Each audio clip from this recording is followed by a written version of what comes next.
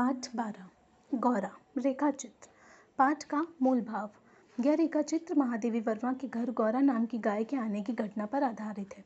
इसमें गौरा के गुरुओं तथा उसके प्रति दूध देने वाले ग्वाले द्वारा किए गए घृणित कार्य का वर्णन किया गया है।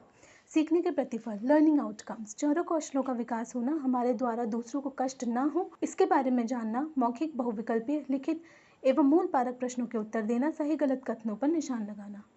गौरा मेरी बहन के घर पली हुई गाय की बछिया थी। इसे इतने स्नेह और दुलार से पाला गया था कि वह अन्य गायों के बच्चों से अलग एक विशेष स्थान रखती थी। एक दिन बहन ने मुझसे कहा, तुम इतने पशु पक्षी पालना करती हो, एक गाय क्यों नहीं पाल लेती जिसका कुछ उपयोग हो।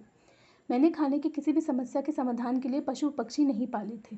पशु पक्षियों से बचपन से ही मुझे प्यार था। बहन के आग्रह पर मैंने ध्यानपूर्वक गौरा को देखा। लंबी सुडौल गर्दन, लचीले पैर, चिकनी पीठ, कमल की 2 पंखुड़ियों जैसे कान, सघन लंबी पूंछ। गौरा को देखते ही मैंने उसे पालने का निश्चय कर लिया।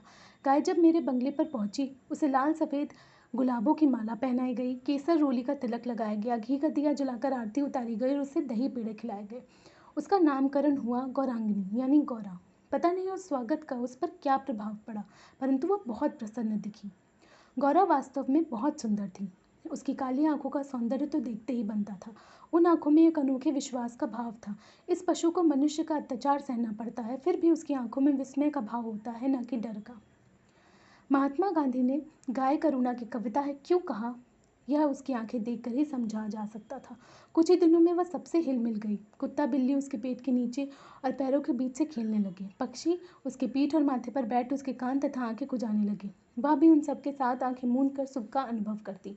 हम सबको वह आवाज़ से नहीं, पैर की आहट से ही पहचानने लगी। समय का इतना अधिक ज्ञान उसे हो गया कि मोटर के फाटक से प्रवेश करते ही वह बाँ बाँ की ध्वनि से हमें पुकारने लगती। चाय नाश्ता तथा भोजन के समय में भी इतनी परिचित थी कि कुछ समय प्रतीक्षा करने के उपरांत रंभा रंभा कर घर से पर उठा लेती। मनुष्यों के समान वह भी औरों की निकटता चाहती थी। जैसे ही मैं उसके पास जाती, वह गर्दन और पास कर लेती, हाथ फेरने पर अपना मुख कंधे पर रखकर आंखें मूंद लेती। 1 वर्ष के बाद गौरा एक सुंदर बछड़े की माता बन गई। बछड़े का रंग लाल था। उसका नाम रखा गया लालमणि, परंतु उसे सब लालू कहकर पुकारते थे। अब हमारे घर में दूध महोत्सव आरंभ हुआ। गौरा प्रताप 12 सेर के लगभग दूध देती थी। लालमणि के लिए भी पर्याप्त दूध देने के पश्चात इतना दूध शेष रहता था कि आसपास के लोग कुत्ते बिल्ली तथा उसका दूध का भोग करते थे। दुग्ध दोहन के समय वे सब गौरा के सामने एक पंक्ति में खड़े हो जाते और महादेव उनके आगे बर्तन रख देते। दूध पीने के बाद कृतज्ञता प्रकट करने के लिए वे उसके चारों ओर उछलने कूदते लगते। अब समस्या थी तो दुग्ध दोहन की। घर के नौकर को दूध दोहना नहीं आता था और जिनको थोड़ा बहुत ज्ञान था वे घंटों लगा देते थे। गौरा के आने से पहले जो ग्वाला हमारे यहाँ दूध देता था, उसको बुलाकर हमने इस समस्या का समाधान पा लिया। 2-3 मास के उपरांत गौरा ने दाना चारा खाना बहुत कम कर दिया और वह दुर्लभ तथा सुस्त रहने लगी। चिंतित होकर मैंने पशु चिकित्सक को बुलाकर दिखाया। वे कई दिनों तक एक्सरे द्वारा रोग का कारण खोजते रहे। अंत में उन्होंने निर्णय लिया कि गाय को सुई खिला दी गई है, जो उसके रक्त संचार के साथ हृदय तक पहुंच गई, जिससे उसकी मृत्यु निश्चित है। मुझे कष्ट और आश्चर्य दोनों हुआ। सुई किसने क्यों खिलाई? दाना चारा तो हम देखभाल कर देखते हैं, पर डॉक्टर ने उत्तर ज्ञात हुआ कि किसी ने गुड़ की बड़ी डली के बीच रख कर सुई खिला दी, जो सीधे गले में नीचे उतरकर हृदय में पहुंच गई है। अंत में एक ऐसा कठोर सत्य मेरे सामने आया जिसकी कल्पना भी मेरे लिए संभव नहीं थी। प्रायः कुछ ग्वाले ऐसे घरों में जहां उनसे अधिक दूध लिया जाता है, गाय का आना सह नहीं पाते, क्योंकि उनकी आय का साधन बंद हो जाता है। अक्सर मिलते ही वे गुड़ में सुई लपेट कर उसे खिलाकर उसकी मृत्यु निश्चित कर देते हैं। गाय के मर जाने के बाद पर घरों में वो पुनः दूध देने लगते हैं। सुई की बात ज्ञात होते ही ग्वाला गायब हो गया। तब गौरा का मृत्यु से संघर्ष आरंभ हुआ। इसे याद करके भी मन कांप जाता है। डॉक्टरों ने कहा इसे सेब का रस पिलाया जाए। अंत नित्य कई सेब का रस निकाल कर जाता और नली से ग्वाला को पिलाया जाता।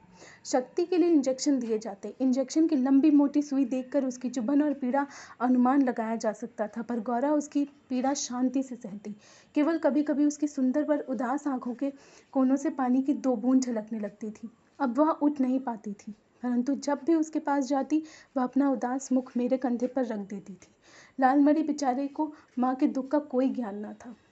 अब उसे दूसरी गाय का दूध पिलाया जाता था, जो उसे अच्छा नहीं लगता था।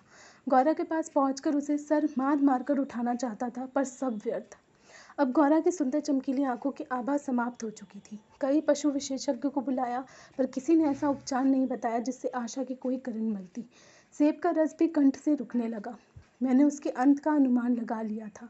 अब मेरी एक ही इच्छा थी कि मैं उसके अंत समय उसके पास रहूं। अंत में एक दिन रात 4 बजे जब मैं गौरा को देखने गई, तब उसने अपने मुख सदा के समान जैसे ही मेरे कंधे पर रखा, वह एकदम पत्थर जैसा भारी हो गया और मेरी बाह पर से सरक कर धरती पर आ गया। शायद सुई ने हृदय को भेद कर बंद कर दिया था। गौरांगनी को ले जाते समय मानो करुणा का सागर ही उमड़ पड़ा, परंतु लालमणि इसे भी खेल समझ उछलता कूदता रहा। मेरे मन में केवल एक आवाज़ गूंजती रही, आह मेरा गोपालक देश। महादेवी वर्मा। नैतिक मूल। कभी भी अपने फायदे के लिए पशु पक्षियों की हत्या नहीं करनी चाहिए, बल्कि उनकी देखभाल करनी चाहिए। शब्द अर्थ का ज्ञान। बछिया, गाय की बच्ची। समाधान, हल ढूंढना। विस्मय, आश्चर्य। उपरांत, बाद में। रंभना, गाय की आवाज़। दुग्ध दोहना, दूध निकालना। कृतज्ञता, उपकार करना। रक्त संचार, खून का बहना। व्यर्थ, बेकार। आभा, चमक। वाचन, शुद्धलेख, डिक्टेशन। स्नेह, दुलार। गौरांगनी, महोत्सव। पंक्ति, समस्या, इंजेक्शन, आग्रह, समाधान, डॉक्टर, विशेषज्ञ, करुणा।